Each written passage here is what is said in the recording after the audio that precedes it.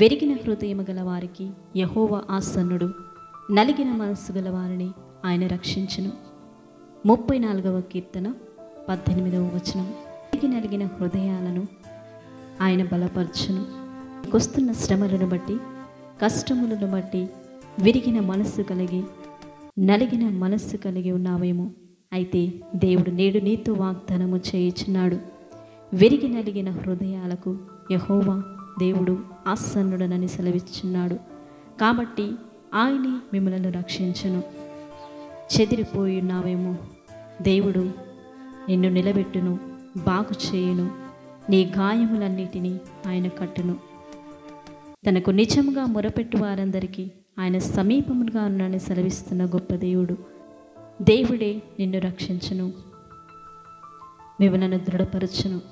మహోన్నతమైన స్థలంలో నివసిస్తున్న గొప్ప దేవుడు. ఆయనను వినయము గల వారి ప్రాణములను ఉజ్జీవింపచేయుటకు, నలిగిన వారి ప్రాణములను ఉజ్జీవింపచేయుటకు, ఆయన దీన మనస్సు గల వారి యొద్ద, వినయము గల వారి యొద్ద నివసిస్తానని సెలవిస్తున్నాడు. కాబట్టి నా ప్రియ సహోదరి సహోదరులారా, దేవుడు నీతో ఉన్నాడు. నిన్ను నిలబెట్టుటకు ఆయన శక్తి గల సమర్థుడై ఉన్నాడు. కాబట్టి ఏ విషయంలో కూడా నీవు బాధపడక దేవుని యందు విశ్వాసము కలిగి ఉండుము. నీ విశ్వాసమును బట్టి దేవుడే నీ జీవితంలో గొప్ప కార్యము జరిగించు. ప్రార్థన. ప్రేమ నమ్మకము కలిగిన గొప్ప తండ్రి, మహోన్నతమైన దేవ, నీ పరిశుద్ధమైన నామమును బట్టి నీకే స్తుతులు స్తోత్రములు చెల్లిస్తున్నా. మా ప్రార్థనలు ఆలకిస్తున్న మా తండ్రి, నీకే స్తుతులు స్తోత్రములు చెల్లిస్తున్నాం. సింహ పిల్లలు లేపగలవే ఆకలిగొండు కానీ యెహోవాను ఆశ్రయించు వారికి ఏ మేలు కొదువై ఉండదని సెలవిస్తున్న గొప్ప దేవుడవు. అవును ప్రవ్వా, మా యొక్క ప్రతి పరిస్థితిని ఎరిగిన దేవుడవు గనక మీరే సహాయం దయచేయండి.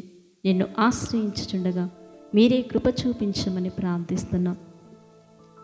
ప్రార్థన అవసరతలు కోరుతున్న ప్రతి ఒక్కరి జీవితంలో నీ గొప్ప కార్యములను జరిగించండి.